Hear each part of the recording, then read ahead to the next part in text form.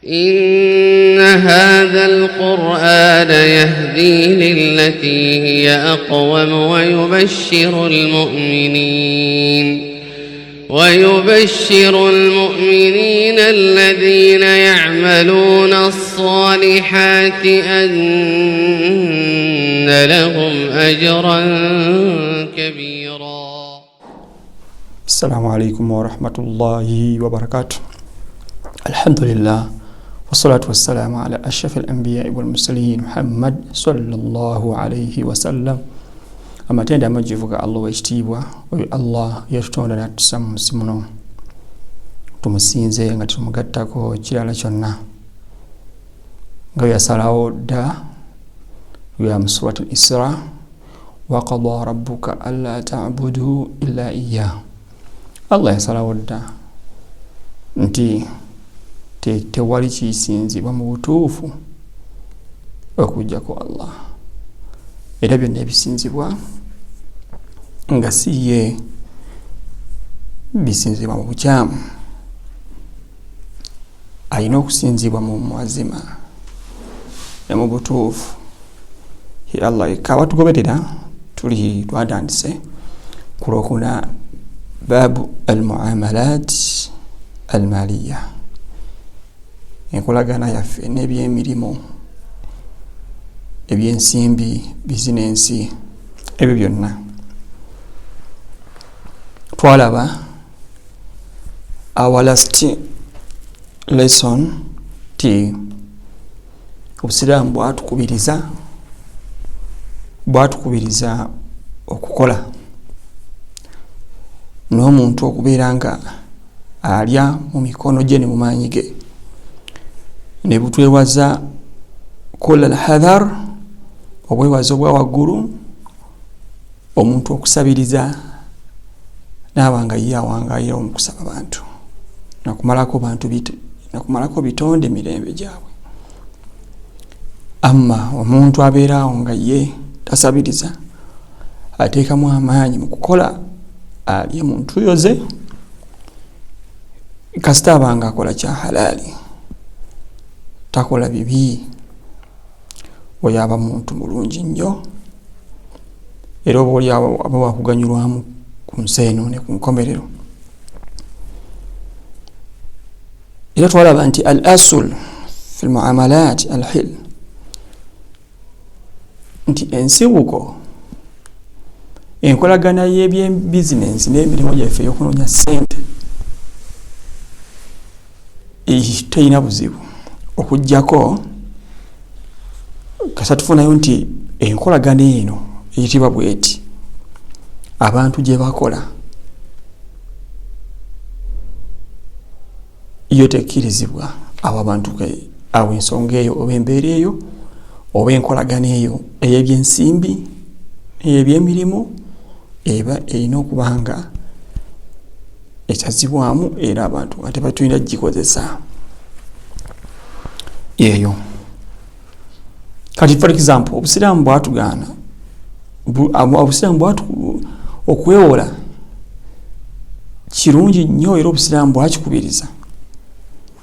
Naye ate okwewola kwe tuyingira mu interest in the bank oba bagundi ba money lenders.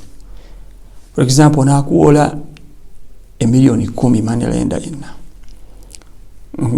nga ate gwe olina kuzaayo miliyoni 12, wano wali kalumanywero. Obusiraamu bwakigaana. Lwaki? Wanga okuwola awo oba munno oli omuwola kumwanguyiriza oba oli mumukalubiriza empola eyo. Kale no amthilatu byetugenda okulaba al-muharramat mu byenkolagana ebyagaanibwa okutubayira nga abasiraamu babigula wadde n'okubitunda n'okikozesa obukozesa. Al-muharram lidhatihi, ekyazi there are two types. The first type eri nti ebyo byazibwa olwa byo bennyini byo. The type ey'okubiri almuharram likasbihi, ebyo byazizibwa olwakuba nti byo nga byo tebina buzibu, n'olwekintu ekiguddewo ne kibiyingiramu ne kibikyafuwaza ne kibifuula nga tebikyali birungi era ebikirizwa abantu okubeera nga abantu bakolagana byo. Kati kasooke n'ebigamba nti almuharram lidhatihi. تقال المحرم لذاته وهي المحرمات التي نهى الله عنها لذاتها الله ببنيني بيغانا بعينها ببنيني فلا يجوز الاتجار بها ولا بيعها ولا شراؤها ولا إيجارها أو العمل في إنتاجها ونشرها بين تجكرزوا kubitunda na kubikola mu gundi business nti omuntu for example atunda mwenge ye business ye atunda mbizino wadde okubigula wadde okwewola wadde okubiganyulwamu kubimu kubyokulabirako embwa n'embizi. Usiraamu tetubeera na mbwa na mbizi. Embwa n'embizi tetugiganyulwamu wadde ogigula kujjako embwa yanokolebwayo nti esobola okubeera nga oli agikozesa ewaka for security purposes ne for example abanyankole kye bayita okuhiiga oba kye tuyita okuyiga hunting, okuyiga ekintu mu nsiko la haraj. Embizi yo tekirizibwa mu mbeera yonna. Alhayawanat almayita au juzu min ajzaiha, ebyo byazizibwa ebisolo ebifudde byokka. Ebisolo ebifudde byokka tebikirizibwa, n'ebyo ebikutuseeko for example okugulu, parts omukono, emiki, amaaso, omutwe, byonna tetukirizibwa kubeera nga tukola ki tubikozesa kasaba nga bikutuse ku kintu kifu ekifudde kyokka. For example omuntu wazuula enkoko nga yafudde yokka eri awo mu kkubo, togamba omusiramu tokirizibwa girya. Alkhumur walmashrubat alkoholiya, omwenge n'ebyokunywa byonna ebitamiiza ebiyinza okukyusa obwongo, alcohol alcoholic, ebyokunywa byonna ebyo. Adawati ishaat alfahisha baina المخدرات وكل ما يضر بالصحة. المخدرات ebiragala ebitamiiza ebyo bikyusa obwongo bw'omuntu ne bugenda n'abanga asobola okusobya ku bantu, ebyo byonna Obusiraamu bwabigaana. Ekyo ekirala adawati ishaat alfahisha baina nnas, gundi electric ebyuma ekyo kyonna nga kizevirako okusaacanya omuntu ebyobwononefu, kukibanga kizindaalo nga kyo kibeerako music mwereere n'abantu okubeera nga balalasaako obwononefu tekikirizibwa. For example nga website zifaasanya obwononefu, channels eza TV eza YouTube ziba zifuuse haramu. Ekyokulala al asnam wa kullu ma yu'badu min dunillah, amasanamu n'ebiwumbe ebyo na buli kimu kyonna abantu kyebagenda ne basaba ne basinza ne bakisaba ebyetaago bakisaba emikisa, ekyo kintu kiba tekikirizibwa kutundibwa. Kati bino bikulu nnyo. Katugende ku al muharram likasbihi.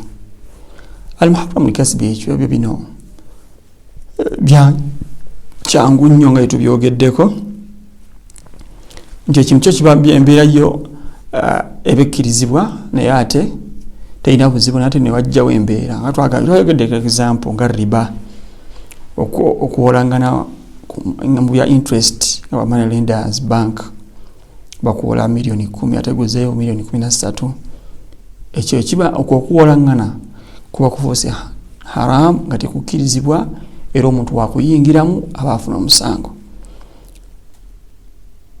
Allah yatwewaza okukolagana n'ebya riba era zegamu ku mazambi amanene hata bamanya bamu bateeka ezambi erya riba eriringana shiriki okusamira okugata ku Allah n'ekintu ekirala. Allah agamba ya ayuha abange mmwe la taakulu riba adhaafa mudhaafa,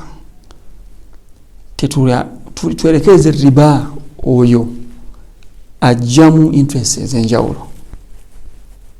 Era agamba nti oyenna babo bonna abakolagana riba bagenda mu money lenders nga bo byanfisi n'oyo mwennyini money lender abikola nti fa'adhanu biharbi min Allahi wa rasuli, baba baguddewo olutalo nga Allah nombaka ebali eno namwe abakolagana mu bya interest bya money lenders ebyo mwamuli side nga mwagala al-mubaraza ogwe lutalo mwamuguddewo muba mugabaganya nno okuddewo ku Allah mbaka olutalo ati ekintu kyotayinza kubeeranga wenganga kuba Allah subhanahu wa ta'ala wa kitiibwa era nga tenkangangika Allah wewe kitiibwa kyagulumira oyo asinzibwa mutufu okusinzibwa. Tusaba Allah subhanahu wa ta'ala dini yetu berenga tugitegeera era tujiwe ekitiibwa atusobozese okubeeranga tumusinza. Mwebale nnyo okubeeranga mutufollowinga. Subscribe to our channel. Contact us on 0551702495.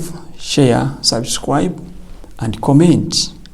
Ask any question concerning your religion, regardless of Muslim or what Muslim.